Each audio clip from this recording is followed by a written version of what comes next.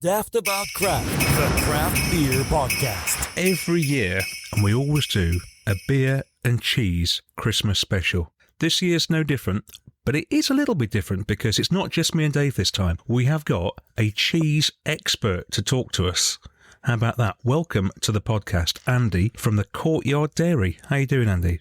Great, thanks for having me along. No, we're delighted. It just means that you can help us. We haven't got to make it up as we go along. We've got an expert this time. And Good. Well, I've done a lot of cheese and beer over the years. I really enjoy cheese and beer. I think it's one of the best matches because I think you can have such a range of different beers with everything that's going on.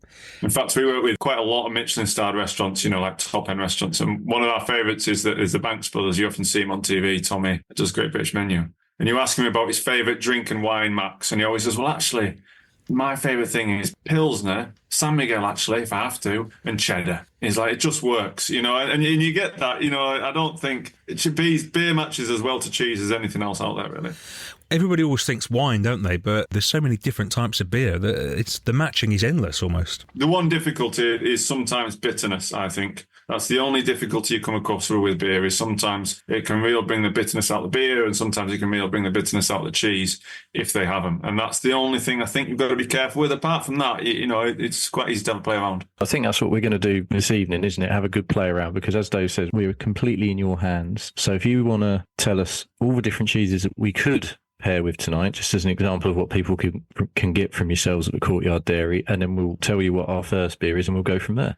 Yeah, so I've sent you a little pack of 6 kind of cheeses because I broadly think you get 6 main flavour profiles within cheese. Obviously, there's loads of variants and loads of different types, and as the same with beer, but I think you get 6 main styles. So I've given you Hebden Cow. Now, that's kind of that light, moussey, fresh, acidic, often associated with goat's cheeses, a young goat's cheese. We've given you a cow's milk, kind of something in that family. That's quite clean. So when you're looking for something to match that kind of fresh, it's a great way to start a tasting because it doesn't overpower anything. But what you don't want to do is blow it out of the water. You're not having your porters, milk stouts or something like that because you'll just lose it. Then I've given you a classic brie, Baron by God, from down in Suffolk. There's not a better British brie out there. It is a small little farm making brie by hand on their little family farm. That's a bit more vegetal, robust. In the past, we've matched that really well with kind of really like West Coast American IPA styles. And then I've given you Edmund Chew. Now, Edmund Chew is what we call a wash. So one of the great things about beer is historically, especially in northern France, when they were maturing soft cheeses, they didn't like the look of what was growing on the outside. They grow all types of funny things. So they'd wash them on the outside. And in those days, monasteries, as well as making a lot of cheese, they also made a lot of beer. And so they often wash them in beer. And that kind of encourages that orange bacteria to grow. But that orange bacteria will give you that real pungent, powerful smell. So thinking about stinking bishop at Poisse. Doesn't have to be washed in beer or alcohol, but quite often they were. That's really hard to match to, so that's really quite funky. So I don't know whether you've got any wheat beers or any yeast beers in there or something like that. That kind of goes really well. Then we've got a classic Wensleydale, again, quite light and crisp, Yoredale. Then the Summerfield, which is like an Alpine style, but made in the UK, so has that nutty, caramelly sweetness. You get something like a Comte and Gruyere. And then we're finishing with a classic blue. 2 different types of hards, 3 softs, like a pungent one and a light one, and then a brie style, and then a blue. Blue, I always think, is the easiest to match when it comes to beer. But yeah, you tell me what beers you've got, and then we'll go for that. I'm excited, Dave, for you. I'm very excited. I'm very excited. So I'll go first then. So the first beer I've opened is by First Beer Check in Germany. It is Chela, and it is a Mexican-style lager. So that's what I'm operating with. And I'm going in with a lager as well. I've got a lager, a Japanese rice lager from Silent Mill Brew Co. in Lytham St Anne's, and it's called Last Ninja. So we've both got variations of lagers to start with. Yeah, so I think for a lager, that like Hebden Cow, or a fresh goat's cheese, and also that Yoredale, Wensleydale, or something like a Lancashire, they're kind of quite crisp and acidic, and they match well to the lightness. But a lager it does have a bit of body, but it doesn't have as much body as some of the other beers, so, it kind of will match well. So you have a sample on them. I might be tempted to just dabble in the Summerfield, which is that nutty Alpine style, just because we've put that in there and kind of to cover your cheddar base. But I'd be tempted to dabble with all them 3. A lager kind of wants a lighter cheese, in my opinion, doesn't want something blue or doesn't want... Soft cheeses are difficult to match to with beer because soft cheeses they don't have more fat in them, but because of the moisture in a soft cheese, it kind of coats the mouth more. So it can really jar against drinks, quite difficult. Not just beer, but wine, I always think is quite difficult to match soft cheese to. Hard and blues are much easier. I opened up the Yoredale as it was closest to hand, and it goes very nicely with my lager. So I get from Yoredale, I get a nice lot of creaminess, but it doesn't dominate make the lager, and it keeps the lager nice and sort of refreshing and light, which is obviously what you want a lager to do. How's yours, Dave? What have you got? So I went for the Hebden Cow, like you mentioned. We perhaps should. Oh, that creaminess is awesome, but with the lager as well. What a mix! I could eat and drink that all night, I think. Wow, that's wonderful. Yeah, hopefully they've both got a little bit of acidity to them. So the Hebden Cow is a little organic farm near us. We actually make that ourselves. Well, my wife makes that, so if you don't like it, that's fine. I'll tell her afterwards. No, I love it. It's fine. I can always give that feedback back. A little organic milk, and then they're very simple. They're only about 3 weeks old, but they have the way that you make them is you ferment the milk quite a bit, so you get the kind of clean, chalky interior, and you get the yeast that go on the outside, which will kind of break it down to kind of a rich creaminess. And the Yordale you've got there, that's an old-fashioned version of Wensleydale, so it's not as crumbling as acidic as like a dry factory Wensleydale. It's how they used to make Wensleydale. They're a little farm up in the Yorkshire Dales, and they're making by hand how Wensleydale used to be made. So hopefully you get more roundedness to it and a bit more delicateness, not just kind of dry and acid. But I think they're great places to start with a Pilsner, as you say, because what you don't want to do is blow them out of the water. When you nail these combinations and you get them right, they bring the best out of each other, don't they? They really, really do. Goodness. Yeah. I could easily sit here and just eat all of that cheese. Goodness. You've got a lot of cheese to try and get through if you're going to play that game, Dave. We've got to be snappy with our combinations, otherwise we'll fill up too quick. Yeah, that is true. Part of the excitement there is just finding out about Yordale being old-fashioned Wensleydale. Yeah. I never even knew that existed. I just thought Wensleydale was Wensleydale. So it's great to learn not only about parents, but also sort of cheese history and things like that, because I find that quite interesting too. I'm almost thinking it'd be really interesting to go back and listen to the last couple of years when we've done this without an expert and see if our pairings match up with yours. So I bet they don't. That's one of the fun things. I do a lot of tastings where you match different wines and beers and ciders even to cheese. And quite a lot of it is done, or we just have a little bit of a guess and a go. But we're very lucky in that we have a cheese shop, so if people send us the beers or the wines, then we taste them and we can just wander around the cheese shop. And sometimes you come up with some things that you would have never thought would have worked on paper, and then you get in there and you taste it and you go, well, it does work. Like the sweetness you get to some blue cheeses. Some blue cheeses have kind of that syrupy sweetness like a Gorgonzola or softer Stilton like a Colson Bassett or Stitchelton. And that syrupiness can go really well with something that's got a bit of residual sweetness in a beer or like a milk stout or even in a wine or even in a cider.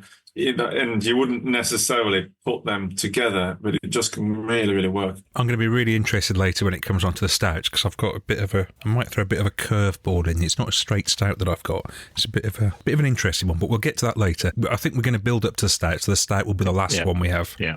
Yeah. What's your next one then, Dave?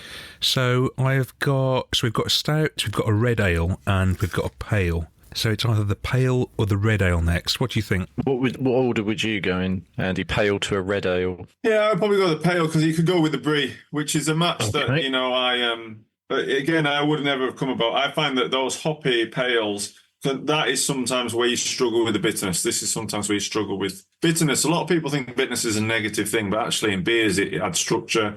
And, you eat lots of foods like chicory and artichokes, which are purposefully bitter. But sometimes it's not bitterness when you're drinking it, I think, or eating the cheese, in fact. It's the astringency that sometimes you're left with that can be a problem. For me, I find this type of ale quite difficult sometimes to match to, but we work very closely with a brewery up here called Kirkstall, and they love cheese. They eat a lot of cheese. They introduced us to matching Baron Bygod, like a classic rustic brie style, a pale ale, because his partner is from the west coast of America, so they make a lot of kind of floral kind of pale ale styles. Cheese has had a very similar resurgence, similar to like your craft beers. 100 years ago, every farm would have made cheese. There was thousands in the UK. And then because of industrialization and wartime rationing, all types of move towards factory production, kind of small farm cheese making died out. But we've seen a resurgence, like you've had the craft ale revolution, you've seen a resurgence in farmhouse cheese making. So you've seen more small producers go back to making cheese by hand the way it used to be done on their own farm. Now, that has advantages in cheese making. You can control the milk, you can control your cows, you can control what they're feeding on, how they're being bred.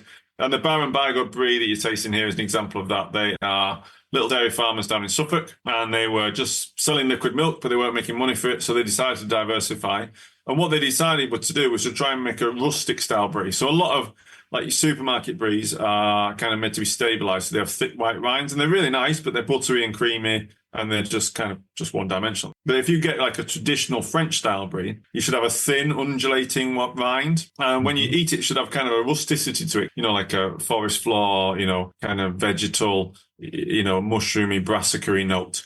And that is quite challenging to match to those kind of more robust farmhouse flavours. But what Johnny did is Johnny diversified his family in Suffolk and decided he wanted to make a really old-fashioned style of brie, which isn't as shelf-stable, which doesn't last as well, which is much harder to make, which is why most industrial producers don't do it. But he felt like the French bries were still a class above the British ones. And I think he's kind of turned that tide and really managed to make a brie that stands up to the French bries and goes, hang on, we've got something here which has a lot of flavour and not just a soft cheese. The pale that I've got here is actually quite bitter, but the cheese really acts to soften that bitterness and it really dials it down a bit. So it's another perfect combination. The beer is by Red Willow in Macclesfield and it's called Headless 3.9%. What beer have you got, Dave? I'm having a complete celebration of everything East Anglia because obviously I live in Suffolk, so I'm delighted that I'm having a Suffolk cheese. I have had Baron Bigod before, but I think there's something to be said for where you have it because I've had it and I don't remember it tasting as good as this. And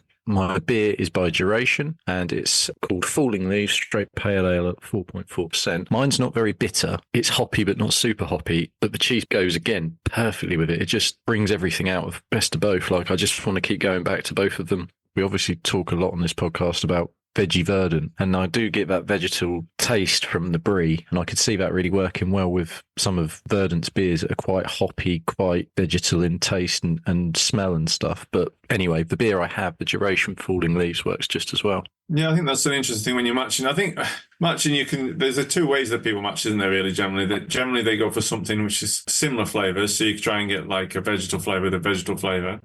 Or they go for kind of polar opposites, so sometimes like bitterness and sweetness. The classic examples are sweet wine with a bitter blue cheese. But you can get, like when we come to the end, like when we get to the stronger beers at the end, those darker, richer porters and stouts are bitter and sweet at the same time, particularly the milk stout versions. I don't know what you've got when we get onto it. But, and those two can work quite well. It's only sometimes that they jar. The main thing you're looking for when it jars is if you lose one, if one dominates over the other. So you want something, even if they're different flavours, if you're going contrasting, what you don't want is one to dominate over the other. I'm coming at it from a cheeser point of view, so, I don't want the cheese to be lost, which is the classic match of cheese is always port. And I always feel like a lot of times you lose a good port or you destroy a good cheese with a really heavy port. And that's why you don't want something that's overbearing when it comes to. That's your main thing you want to watch out for, that bitterness and that overbearing. But aside from that, you can play around with contrasting flavours. Do you drink a lot of beer yourself? I do drink a lot of beer myself, yeah. And I can never quite put my finger on what is my flavour at the time. I drink a lot of Curtis beers because they're very close to us. You can't beat, for me, a classic, old-fashioned bitter, or a mild, although you very rarely see milds nowadays. It's and I really enjoy one of them. I love a mild as well, don't worry. Yeah. It's, you don't see them so much, do you?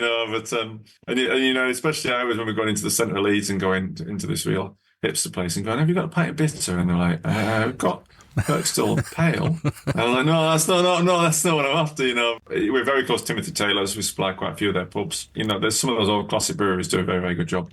So if you were having a bitter or a mild, what would you pair with that? For me, that's when you go a bit classic, slightly soft Lancashire or a cheddar. And I think that's where people often feel like when they are having beer and cheese, they gravitate to like a traditional ploughman setup. So maybe it might have a bit of blue on there, but you're having like a lump of Lancashire and a lump of cheddar. And I think what I tried to do with the samples I sent you was showcase that actually, three of these cheeses are quite soft and quite oozy, and you wouldn't normally stand them up against beer. The hard one I've sent you is kind of that sweet, nutty profile you'd expect to kind of a traditionally a foreign cheese like a Comte's or Gruyère's or Gouda's, because they do match very well, those styles of cheeses. And as I said, if you think about it, that's what they were matching in France when the monasteries were about. That's what they were doing. They were drinking beer and cheese. There's a lovely saltiness with that brie as well. It really comes through. Really does. Really starting to taste it now. Beautiful. Right, so our next beer is a red ale. Which one have you got? Yeah, this one I'm interested in because red ale's quite distinctive and quite powerful, quite dry, yes, bitter. You both got red ale? Yes. So, Dave, which red ale have you got? I have got Space Age by Phantom. Okay, and I've got Rooster by one of our previous podcast guests, Hideaway from Salford. Mine's 5.6%. How about yours? 5.5. Perfect. What were you thinking with this then, Andy?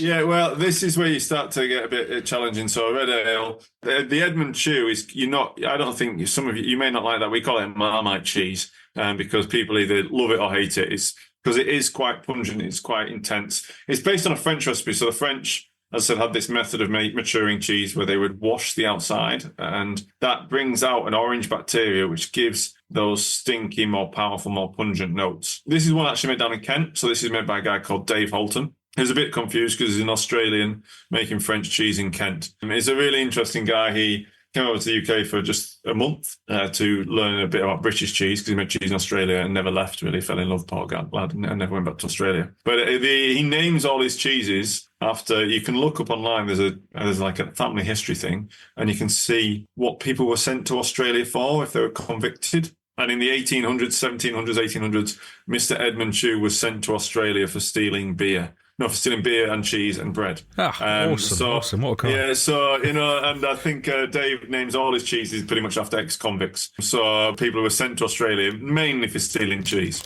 So that's what Edmund Chew was sent for. And it's quite an intense cheese. So it's one of those styles of cheese that not everybody likes, but I think it's important having a cheese board because the people who do like it like that pungency. And it is quite difficult to match too. Well, I'm very, very excited because earlier you mentioned I didn't realise for years I've been butchering the pronunciation of Epos. That is my favourite cheese, and this smells similar. So I'm very excited because I love this style of cheese. Absolutely, but the oozier, the stinkier, the better for me. I don't mind it at all. And this does stink. Yeah, and it does smell very bright. Yeah. So this is the cheese that when you open your fridge door and you think, what's died? This is the offending article. I've opened my fridge door a couple of times today just to sort of have a look at beers and stuff, and I could smell cheese, and I thought, which one is it? So it was this one. Yeah, this is the one. Yeah, the Baron gives off her aroma as well, but this one's them.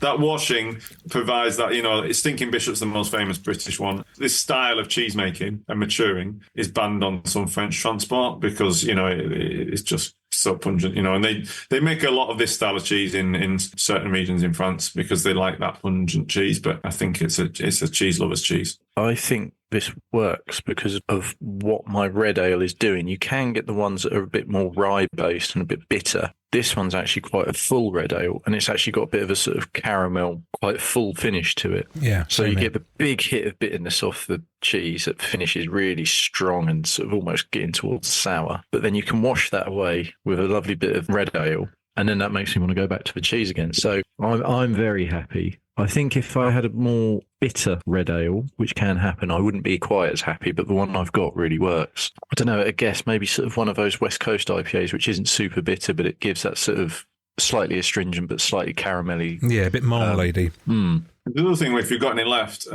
is that if you're going like a contrast, the Pilsner is because if it's like a quite crisp, clean Pilsner, it would just cut through it a little bit, if that makes sense. So I think that you wouldn't say that they would be a classic match by any shape or form, but sometimes I think it's interesting. Pilsner's one that can kind of just come with that clean crispness and just go through a real powerful rich cheese sometimes. When I smelt this cheese, I thought, I don't know whether I'm going to like this. But actually, on its own, perhaps I wouldn't. It's okay, but with the beer, and again, what a great combination it is. For me, I find the cheese sort of quite mustardy, but the beer levels it out and brings everything together. It's wonderful again. This is a style of cheese that we have and we sell a lot of, but it's a style of cheese which is never my favourite. But I usually think this is one of those cheeses with a vehicle, it can just offset it. So whether that's beer, in the shop, I quite often say get one of these cheeses and bake it with rosemary, then drizzle honey on it.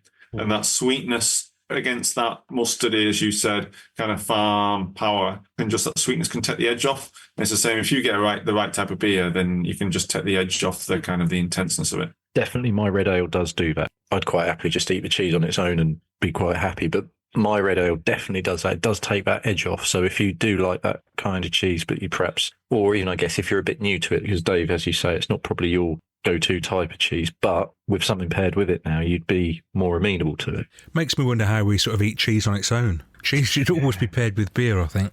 Yeah.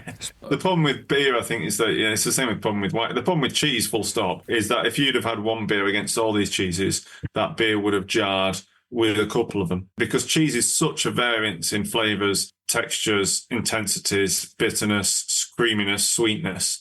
And it's very difficult to match one drink to it, whether that be beer, wine, or cider.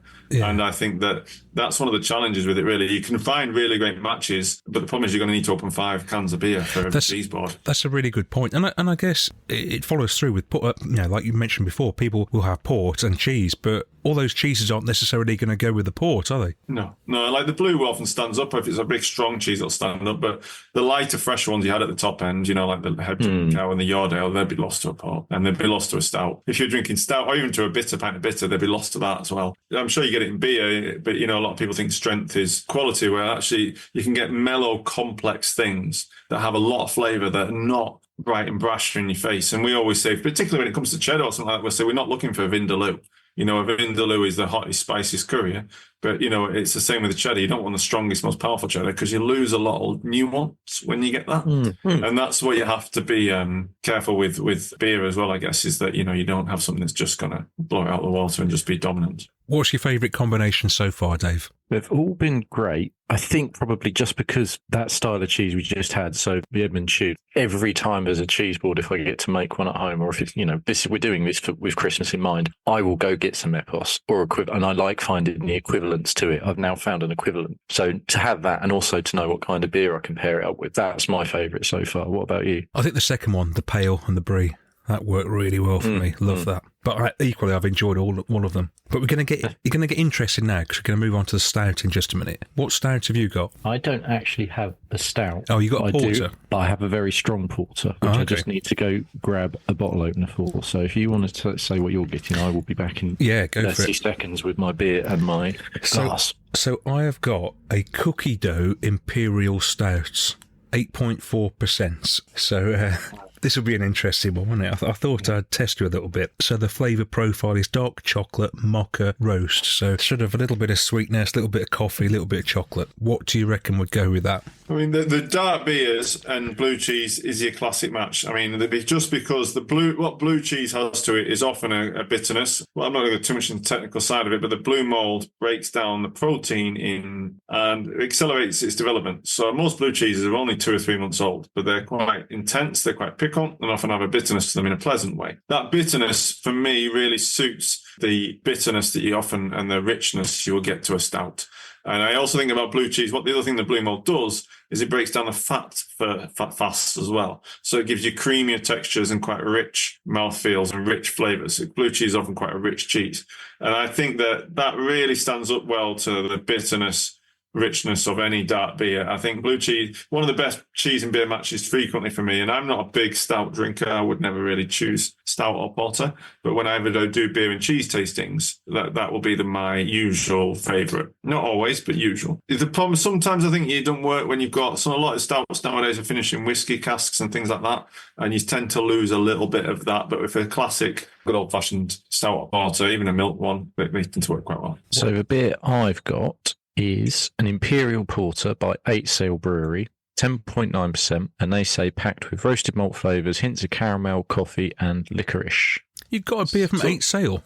That's the guys in the windmill. Oh, wow. Awesome. Brilliant. I've never had any of their beer, but I've always wanted to try some. So the blue you've got is a Yardale blue, which is actually really interesting. Exactly the same recipe as the Wensleydale you had earlier on. Exactly the same recipe, exactly the same maturity. The only difference is they add a bit of the blue mold in, which nowadays is grown in labs, but in the olden days would form naturally. And they pierce it. And the piercing is just done to allow air in, because the blue mold needs air to grow. And then it's matured for the same amount of time. They've put a colourant in there as well, so that's why it's got an orange tinge to it. But what it really shows is the influence that blue mold has, because it's exactly the same as the Yardale, and it won't go with the same cheeses, because that blue mold has really changed the texture and the flavour within the cheese. Blue mold is quite an aggressive flavour. You do get milder blue cheeses, you get firmer, you get softer ones. It's quite a big category of cheese, actually. And a lot of people who are afraid of blue cheese probably just haven't had the right blue cheese, to be perfectly honest with you, because you get a whole range, a gambit of them.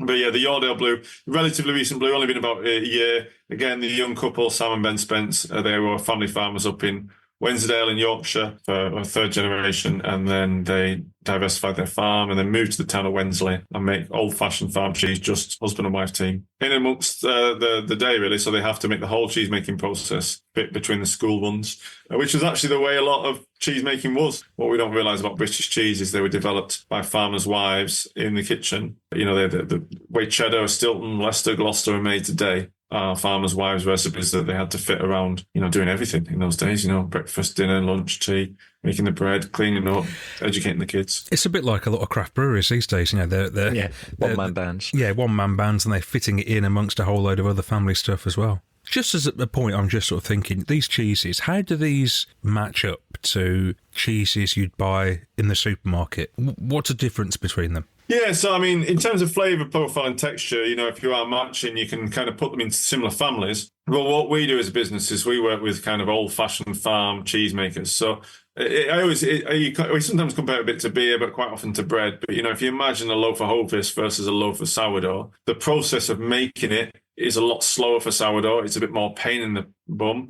Sometimes it goes wrong. Sometimes it doesn't quite work as well. Sometimes it doesn't rise as well. But that's where you're at with farmhouse cheese making. So what we're looking at is kind of slower, more laborious processes to try and maximise complexity flavour. Quite often we're using raw milk, so unpasteurised milk, because we're on the farm. You couldn't do that if you're a factory moving milk off. So we're using traditional cultures. So a lot of them, it's a bit like your wild beers, so to speak. You know, it's in that area. So you do get if you drink wild beers, you know, you get some amazing ones, but you get some which, you know, that wildness comes through, and that's the problem with farmhouse cheese making. But we're on farm, we're making with raw milk. We're using traditional native breeds of cows and that are out of pasture on traditional grasses.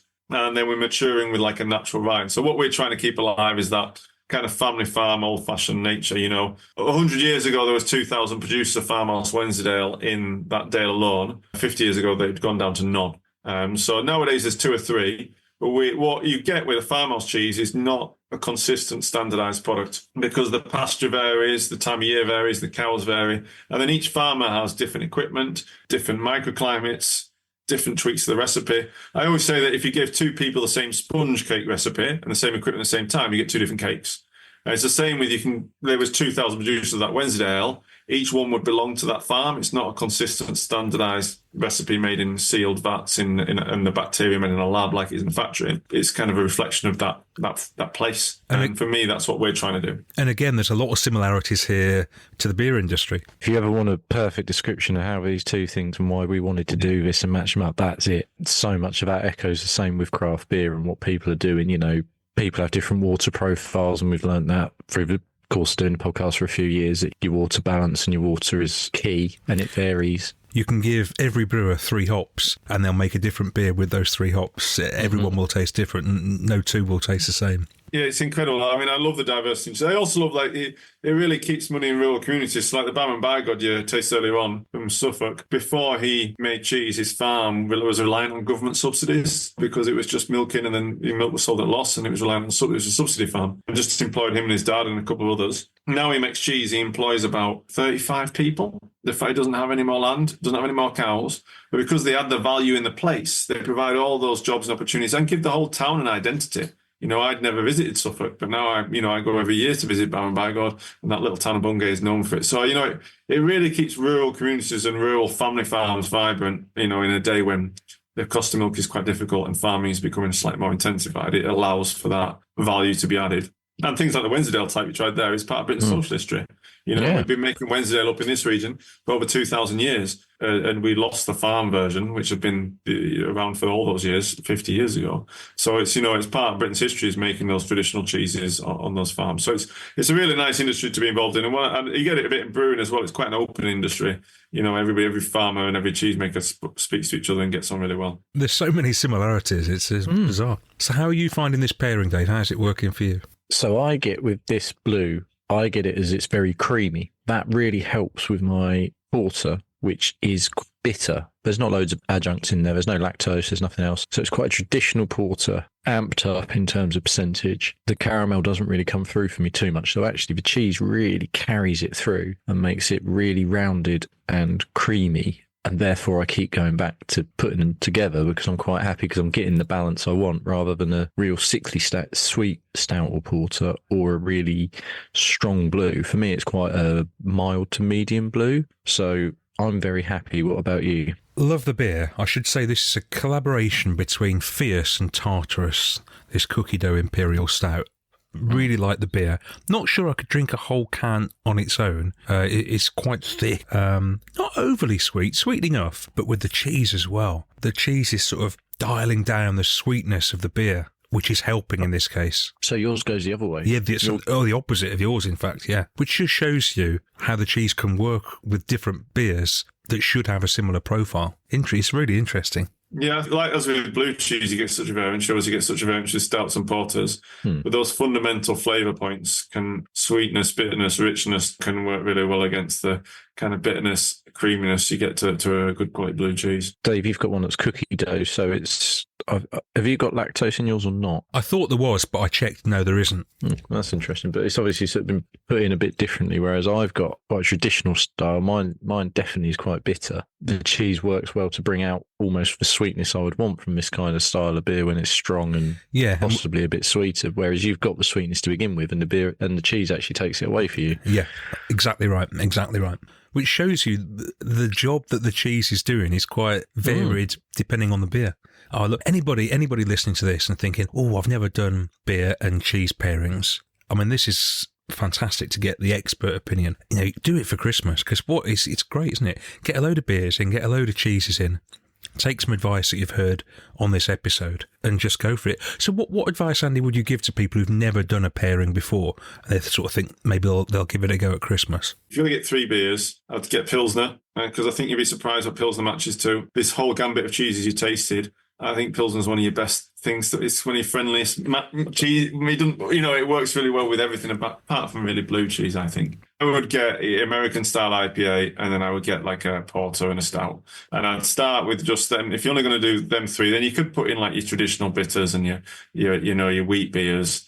But I think those would be your backbone of a tasting, for any type of tasting. And then the 3 cheeses, I would get kind of obviously a softer hard and a blue. They'll match together. The hard will likely more go with the Pilsner and the soft will likely more go with your kind of your IPA. But that's kind of a really good place to start. And then you can start to play about from there. Wheat beers, yeasty beers go really well with yeasty cheeses. And just look at matching those similar flavour profiles. We do a little, I don't know whether did we pop a beer matching booklet in with you? You did indeed. Yeah. We've got a little beer matching booklet. If everybody wants one, just drop us a line and we'll post one out to them, which, we've had some beer people come and drink a lot of beer and eat a lot of cheese. It was a lot of fun. And we did some matching on that. So, so we can send one of them out to you. But it is one of those things you should just experiment a little bit. But that's your backbone of your tasting, I think. A lot of the time on the podcast, we say there's no right or wrongs with beer. Enjoy what you want and have it with anything. Is there right ways and wrong things to do things with cheese and beer? One of the things I love about beer and cheese is that you can sit there and drink some of the best beers in the world. And you know what? You can afford them. I've sent you some of the best, I'm not saying they're the best cheese in the world, but, we've got, we supply about 30 Michelin-star restaurants. We supply in the top 50 gastropubs. Anyone in the north of England, we already supply. We've won World Cheesemonger of the Year. I'm not trying, but what I'm trying to say is those cheeses are good. The cheeses, what you're having is supposed to be some of the best in the world, and that's what we try and within their category. And the best thing is you can eat the best beer, eat the best cheese and drink the best beer. And yes, it's going to be slightly more than industrial stuff, but it's still affordable. Whereas I can't afford the best wine, I can't afford the best whiskey, I can't afford the best car, I can't afford the best, iPod or even clothes or watch. But when it comes to beer, cheese and bread, I always think the very best of what is available in the world is in the reach of the common man. And I think that's a really nice thing, and I think that's something we should kind of celebrate, and it's one of the things I always say about beer and cheese is that, you can get the best and we can still, it might be a treat, it might not be every week, but we can still afford it. It's a really good point. So, and I think it's affordable, which it does mean that you cut out a little bit of that snobbery. So that on the flip side, that's why there is no right or wrong, and you should just have I've had real like strawberry beers with brie, and then that really works really well, and I think that have a little taste, experiment about just and don't be afraid to get it wrong, really, because there isn't any wrong answer. You just open a different cheese and drink it with that instead, because you'll find something that matches. Is there a snobbery around cheese? I mean, there is, Dave. There is with beer, isn't there? There really is. 100%. I mean, you get little bits, but I think it's not as bad as perhaps some other industries like wine and cheese. I think that it's not as bad as Same with beer. I think the great thing about a beer, I always say I want my customers to be, and this is what I take when we train our staff, campaign for real ale customers. But I want people to come in our shop who are interested where their product comes from, rather than just coming in to buy it for prestige or for buy it for this. I want to supply the people who love, in the same way that a lot of pubs supply people who love beer and stick their head up like you two boys. So I don't think it's as bad as a lot of other industries. I mean, you'll always get somebody who tell you off for cutting their nose off, or I'll tell you that this cheese is better than that. But one of the great things about cheese is it is made a lot by farmers, and so it's kind of the best cheeses are made by farmers, and I think that grounds it quite a lot. They're still tying their trousers up with straw. It's nothing like a stereotype, is there? Yeah. Well, you've got a northerner on. What did you expect? So you've mentioned your shop a couple of times. Where is your shop? Yeah, so we're in North Yorkshire, and we are right on the border. So we've actually got a Lancaster postcode. So we are right on the border of the Yorkshire Dales and the Lake District, right at the top corner of Yorkshire. We've been going about 15 years, but prior to that, I worked in France and then down in Southwest in cheese. I've worked in cheese all my life. But we set up about 15 years ago to just try and champion and kind of reinvigorate old-fashioned cheese making in this area. This is where we're from originally. We make cheese on site. That Hebden Cow's one we make on site that you tasted there.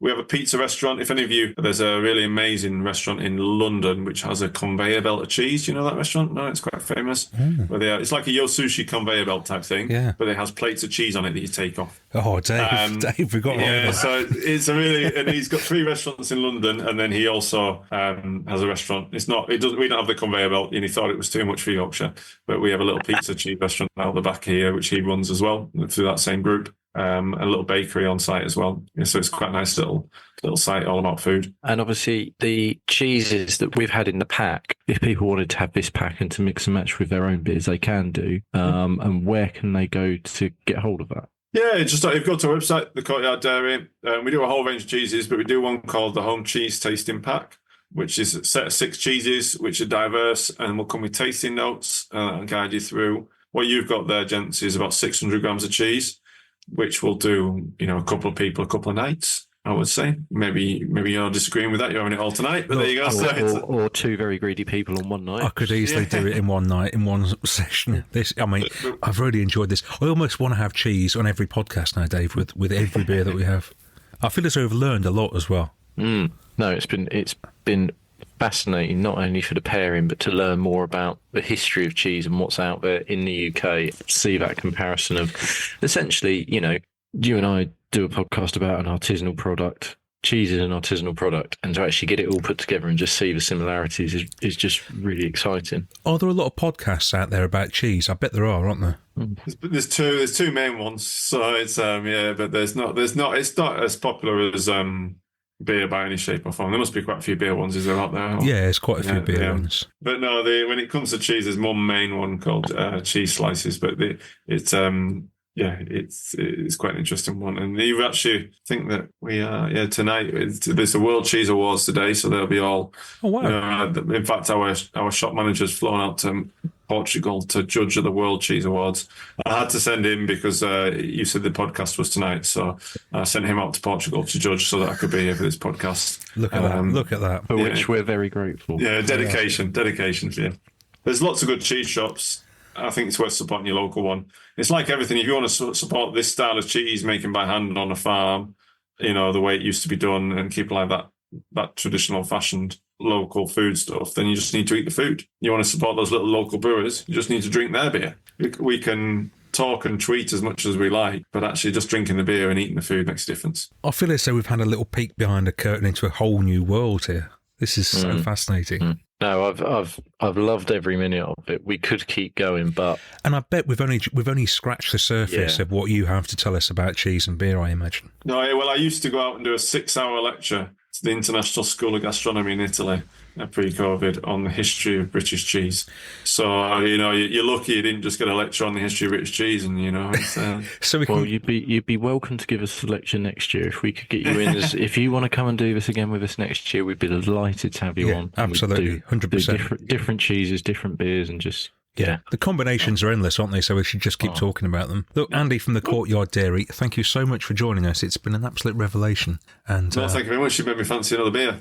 Yeah, go and get yourself one. Cheers. Thanks so much. Daftaboutcraft, the craft beer podcast.